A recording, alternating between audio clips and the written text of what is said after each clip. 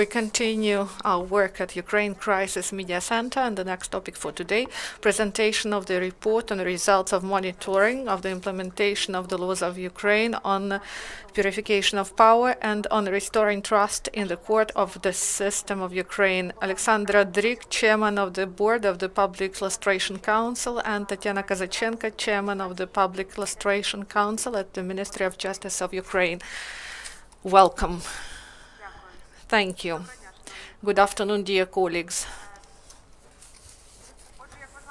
As you may know, there was a third anniversary of the law on the purification of power, and for this anniversary we prepared a report about the results of implementation of the law on purification of power and the restoration of trust in courts of Ukraine. This is not a lustration law, but it has the same goal as the law on purification of power. That's why it was included in this monitoring. The task of this monitoring was to answer 5 key questions. The problems that should be solved due to lustration, what was done for this, what was the success and what was the failure, and what we should do next. According to this structure, we have such sections of our report. First, to outline the problems that appeared, that were the reasons for this lustration laws. These are 4 problems. The power should be purified from high-level corruptive individuals who were the part of Yanukovych's regime. In order to resolve these problems, 2 laws were adopted. First, the law on restoration of trust in court system, and then purification of power. And the first law envisages several provisions. The main is the check of the cases of the judges of Maidan, and for this, the special temporary commission was established who reviewed the complaints, and then they made their decisions, and based on this decision, High Council of Justice took decisions whether there are grounds to dismiss these judges if they violated the oath, and also High Qualification Commission and High Council of Justice also took decisions, and also to dismiss heads of courts because they have significant influence on the work of the courts. And the second law on purification of cow power, there were 8 criteria, and about 700,000 public servants should have been checked against these criteria, and automatic criteria first according to their position, and some people should be banned from being in some positions during 10 years. Those who served not lower than the deputy heads during Yanukovych regime. The second category, those who were not dismissed via their own wish. And the next criteria is asset criteria. This is verification of declarations. And also lustration can be applied here, and other criteria that didn't work according to this law, and we will speak about it in more detail. According to the law, 700,000 people should have been verified who work in different bodies of power. And in these graphs and in our report, you may see the division of these individuals in different governmental bodies. You see that different bodies are separated, such as the General Prosecutor's Office and the Ministry of Internal Affairs and the State Fiscal Service, and others are called just other bodies. And only 1% out of all these institutions, about 500, these were under the category of their positions. So these people should have been fired during 10 days after the law came into effect, or in the result of the check that was carried out during 2 years according to the plan of verification. So these people, you see the small percentage are the reason of the biggest number of violations that took place in all governmental bodies and the biggest number of court cases and violations of law. And we should understand that this is the highest ranks. So all those ministers who served under Yanukovych, the heads of the General Prosecutor's Office and the State Fiscal Service, those who were nominated during Yanukovych's regime in order to build this illegal vertical of power, about which not only we said, but also international bodies also believe that this should be changed. So the main aim was not to allow these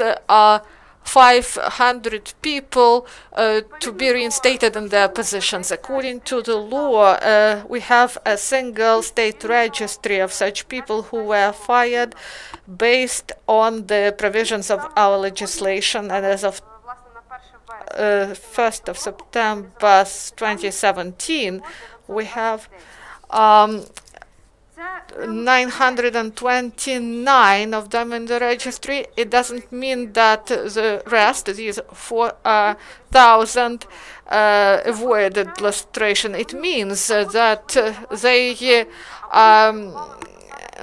got fired due to their own wish, or they were not in their positions during lustration, but they cannot go back to these positions when this law is in effect. So the law has a filtration function. It prevents those people to be back in office. And in order to follow those who are not included in the registry, but who are those individuals who are subject to lustration, our committee, together with the Public Council on Lustration at the Ministry of Justice, created a register in which these people are included, those who are in 2 automatic criteria.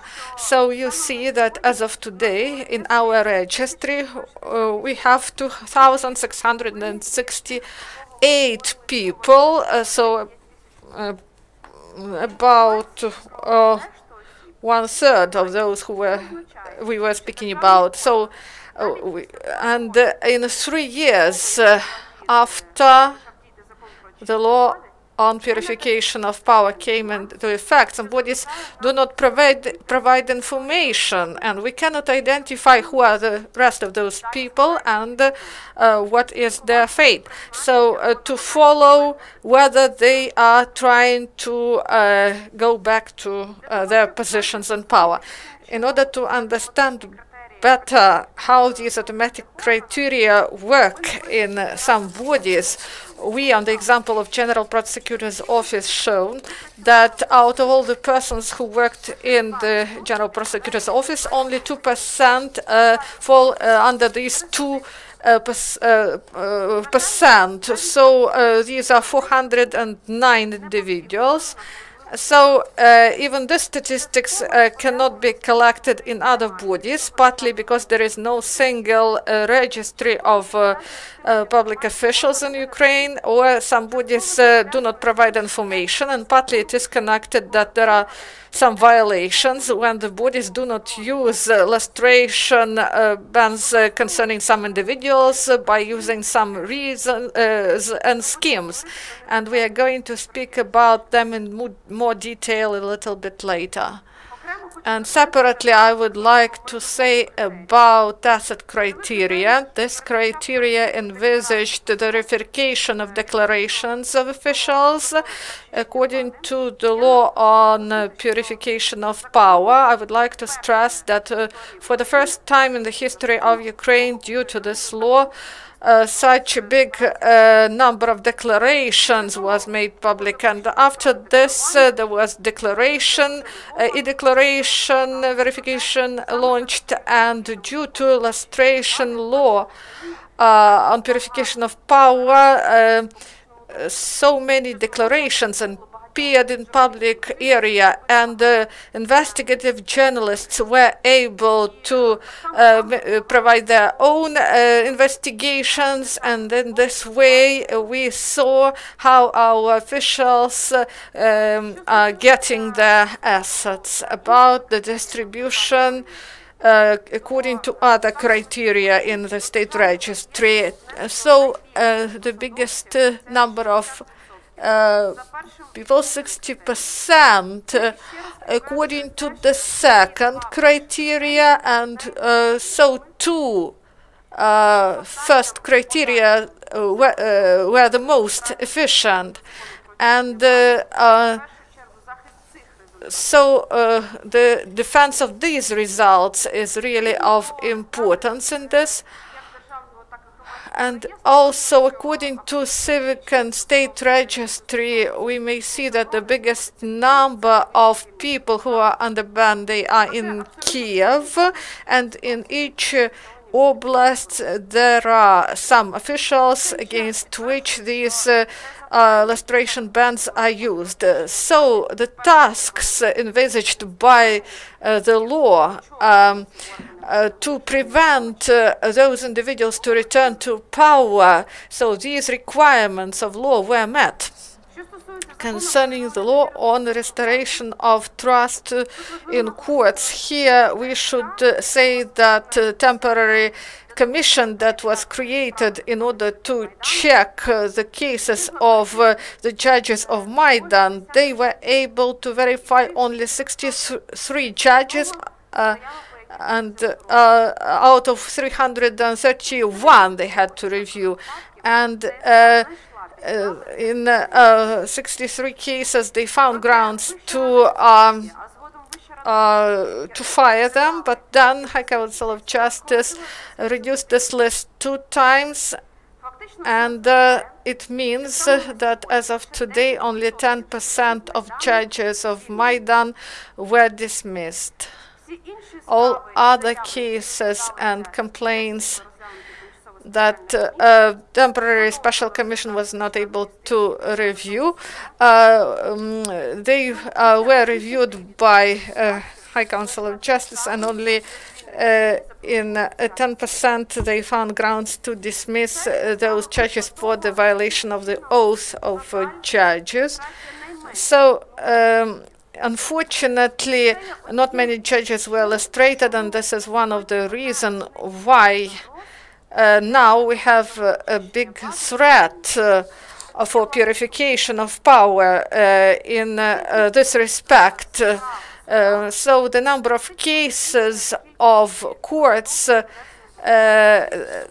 so officially it corresponds to the number of those who were lustrated. So all of judges who were lustrated, they appeal against these decisions, but we should understand that judges who were not practically lustrated, they make decisions that in order to save some officials from lustration and to restore them in their positions. And in our report we have such information, and in other cases the cases are postponed, and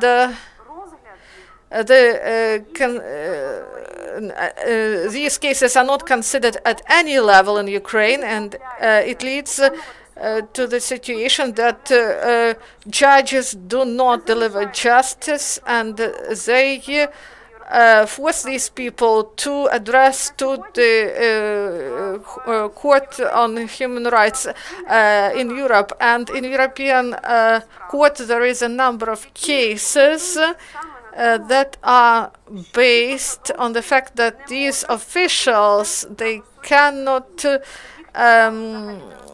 their cases are not considered in Ukraine, and 3 are communicated to the government, and the government prepares its official position, and then the European Court on Human Rights will consider this, and the judges who block the consideration of cases on lustration in courts, they not only prevent the purification of power, but also can lead to financial losses to the state, and they threaten this opportunity to get just decision in Ukraine. And in its final decision, Venice Commission provided such statement, and also in Ukraine it was also delivered, and the Constitutional Court in Ukraine for 3 years cannot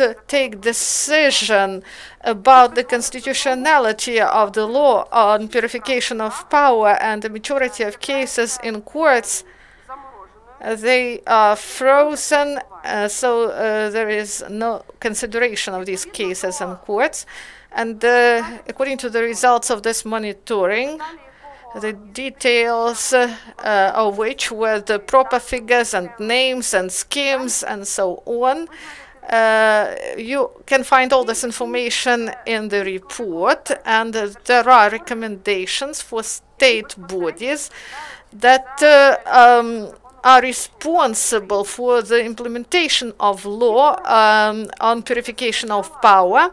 So in each of the body there were some violations recorded, and we provide proper recommendations to these bodies in order to correct these problems, in order to understand the level of violations. I would like to say that the President of Ukraine violates the provisions of the law on purification of power by not dismissing those officials whom he had to dismiss 3 years ago, and it leads to the fact that in each of the body there are violations recorded that in separate instances are really difficult but possible to correct. And we formed a list of 50 top officials who should be illustrated but who are still in their positions, and we spent 1.5 years in order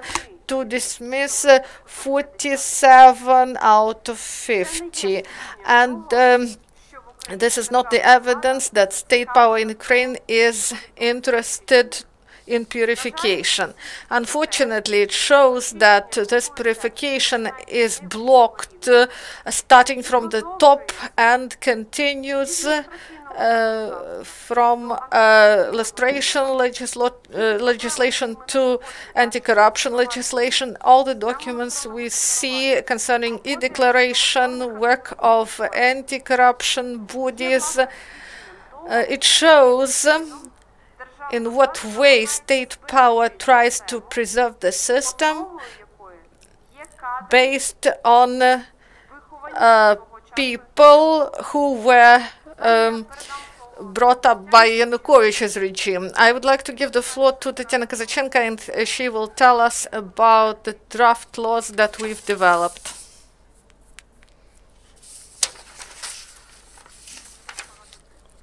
So a lot of figures, objective figures, analyzed figures, and now I am the chairman of the Public Lustration Council, and I would like to say that I would like to state some important things concerning this report. First, unfortunately, the state was not able to adopt proper law on lustration as society demanded. The law that was adopted, this is a small lustration law that was put into effect and was created by civil society, and it was in a small form and was possible in the country that is really corrupt and politicized, and heads of high state bodies discredited state management, and the work of these people led to mass protests, and a lot of people died in the result, and territories were occupied, some territories were occupied and lost. So the leadership of these people brought these things, and the legislation of Ukraine does not provide opportunity to dismiss people outside the procedures of the labor code of criminal responsibility, but the experience of the countries concerning the introduction of lustration institutions as a measure to protect the state against not loyal officials who impersonate the state, but the way they ruled, they didn't provide proper state management. In such cases, the state can adopt legal and political act and temporarily ban them from positions until the political elites are renewed and national institutions are established that will provide proper state management. So the law was adopted on the Purification of Power that identified small criteria concerning such officials. They are really limited, but it showed positive attitude of the society and civil society institutions, and this law poses risk to political system and power that was not renewed. So the law envisages 4 criteria. First, the level of positions that are really high, not less than the head of the oblast or his deputy. Thus, for 700,000 out of this people, only 5,000 fall into this category. This is less than 1% of this number. So if we are speaking about prosecutor's office,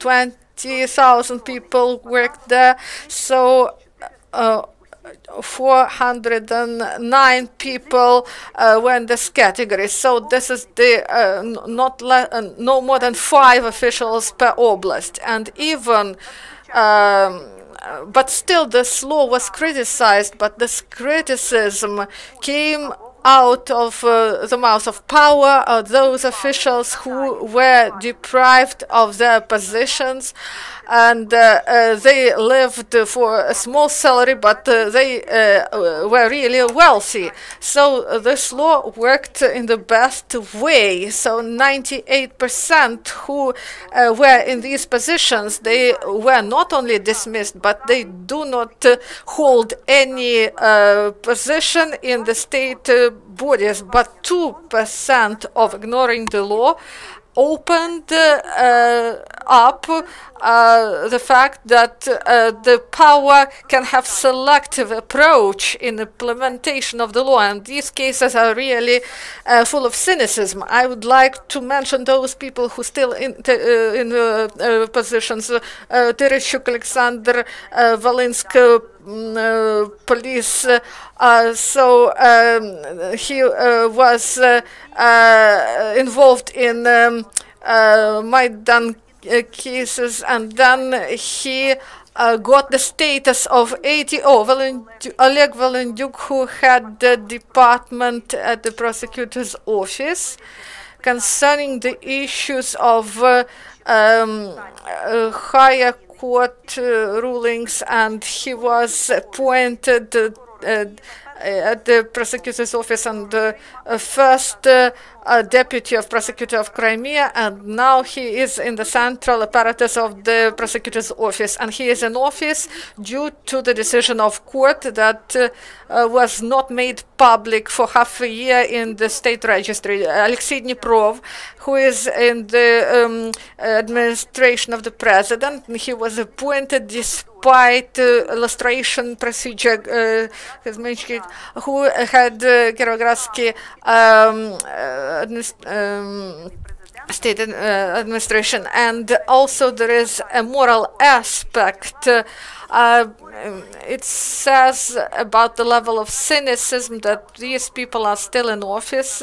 He voted for the laws of 16th of January. Pavlo Pashkov, he was director of the educational institution. He is still in his position due to court decision, and form the new personnel for the country. And Lyudmila Demchenko, she was dismissed according to the law, and her name is in the registry of lustrated people, and she was reinstated in her position based on court decision. And after this, the court stopped the consideration of the case and provided this position in her so-called private property. So there is a small amount of such cases, but these cases, these examples are cynical,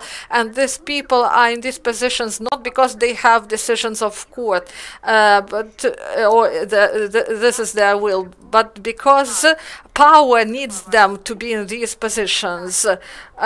People who feel comfortable to work with these people who are not loyal to law but loyal to political elite, so-called elite, who rules and other criteria except positions.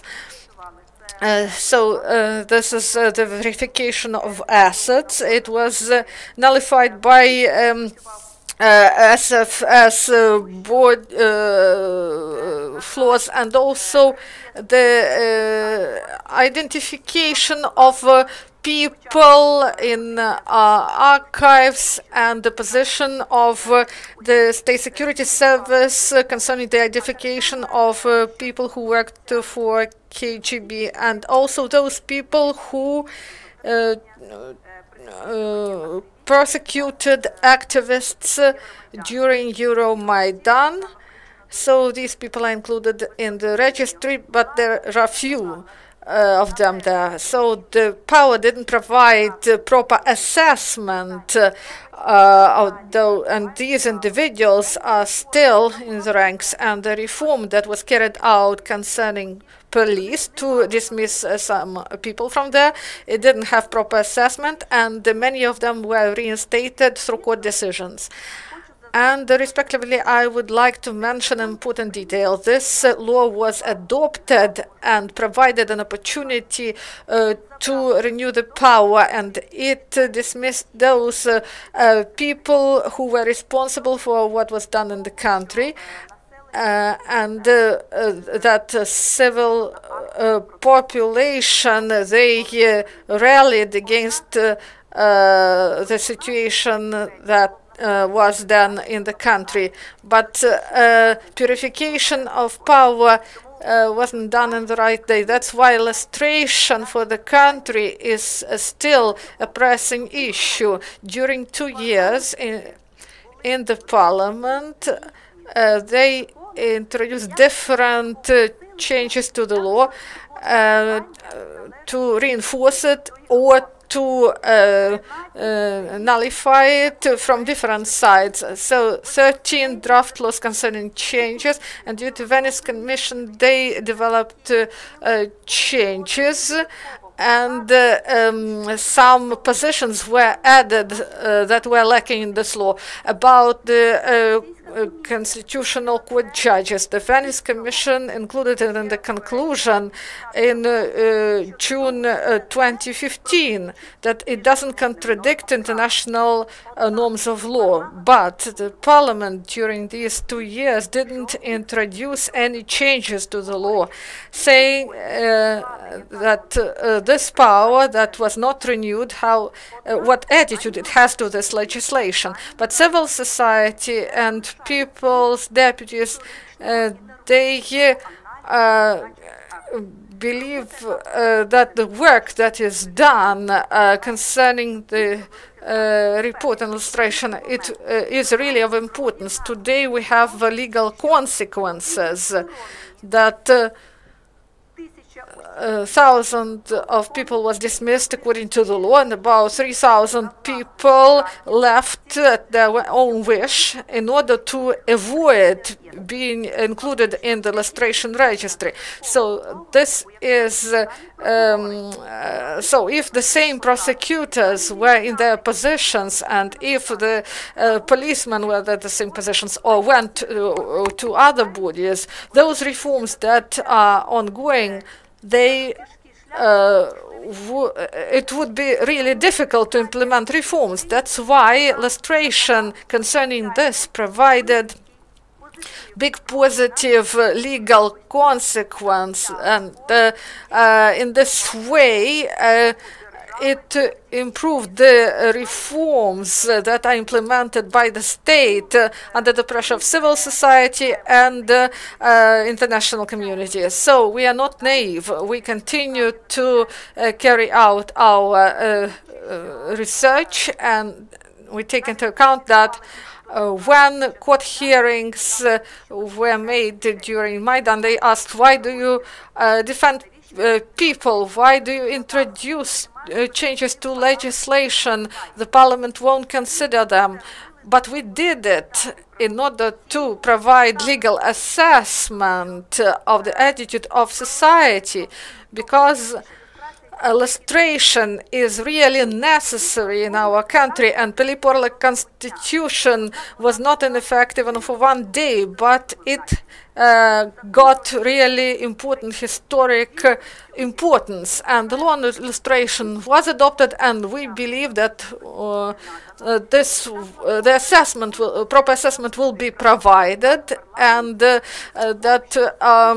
the society will support the fact that those people who should not be in these positions because they did not provide proper state management, and these people, they are temporarily banned from these positions, and the law was implemented during 2 years. Then anti-corruption legislation was adopted, and life demands introduction of changes to the law, and we support that there should be, we should not have this asset verification, because we have national legislation.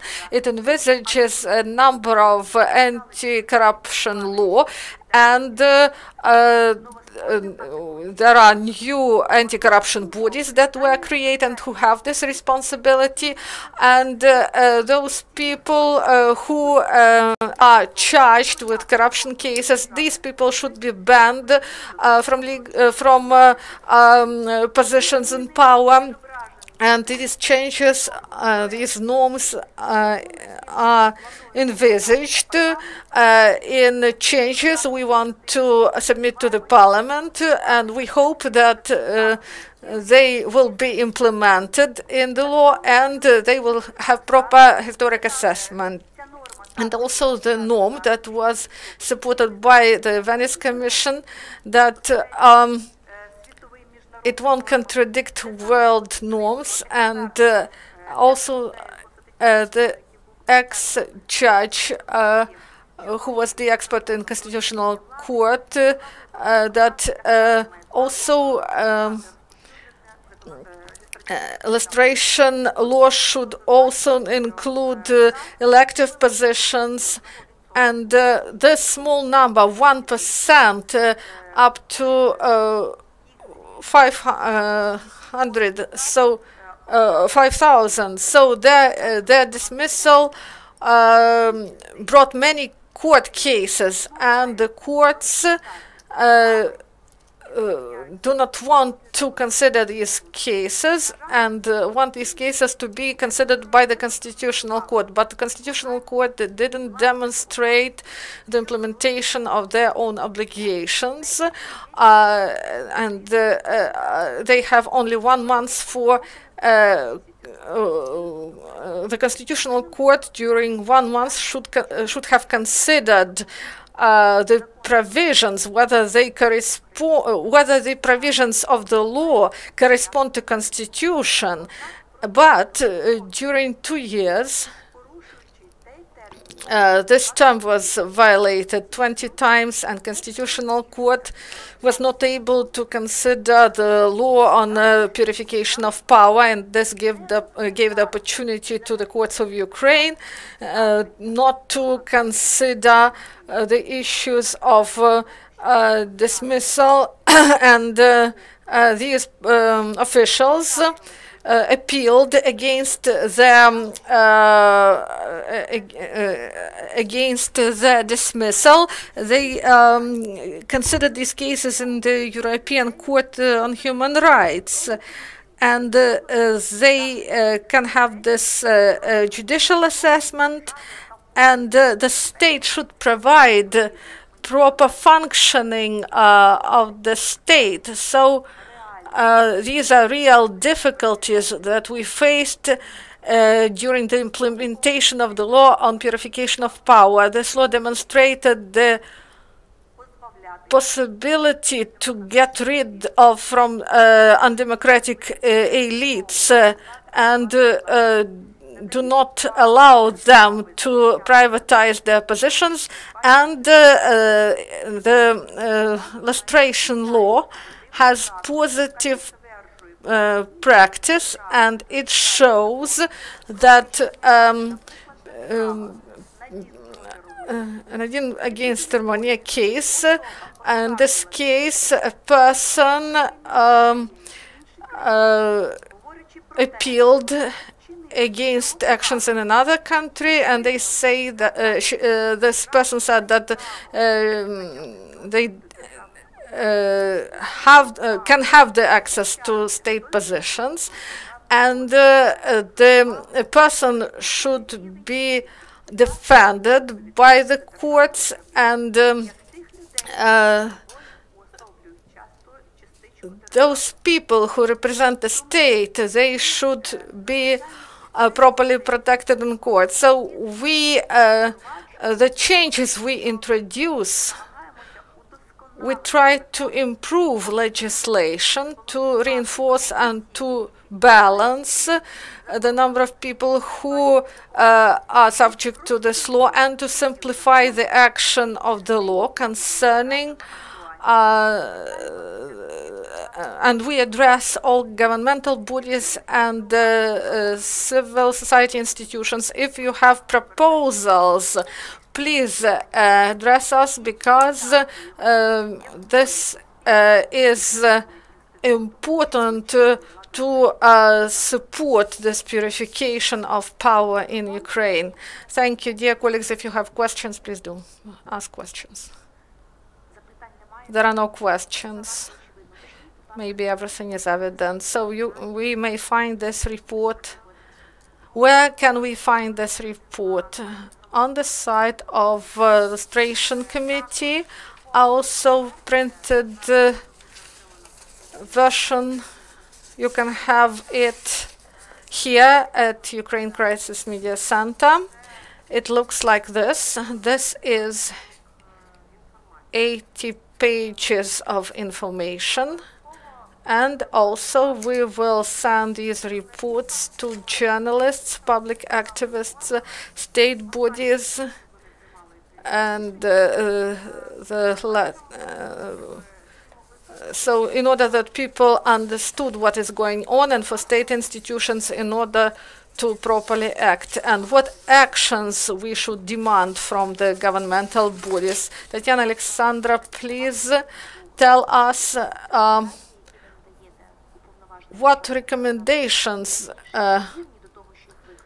are the most important important to implement, or that the governmental bodies are able to implement, and what recommendations won't be implemented. So state bodies are not interested in implementation of this law, especially now.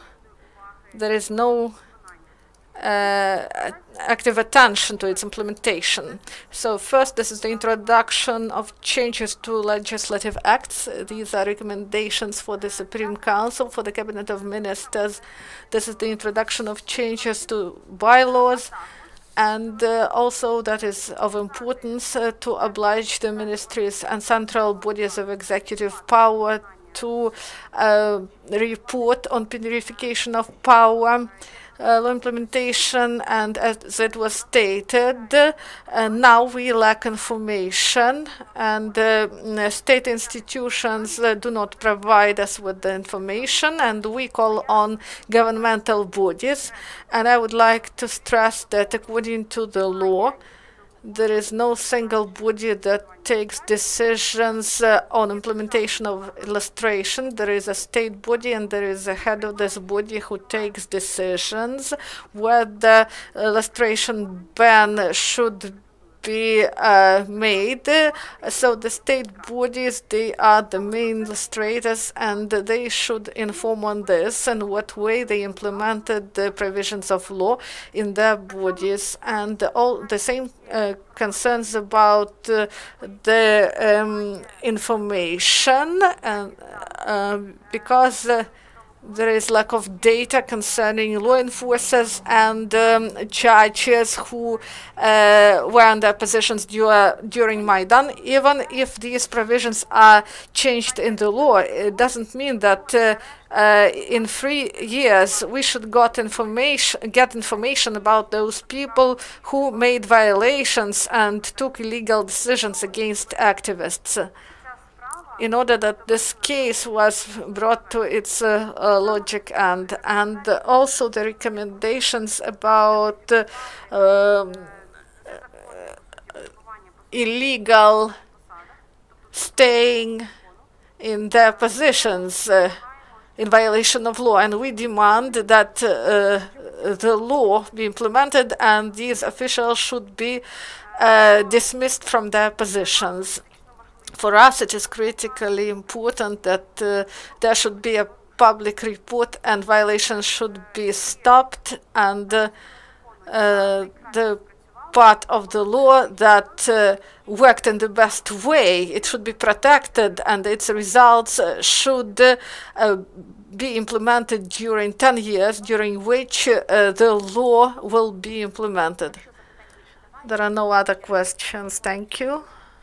And this is the end of press briefing. Thank you.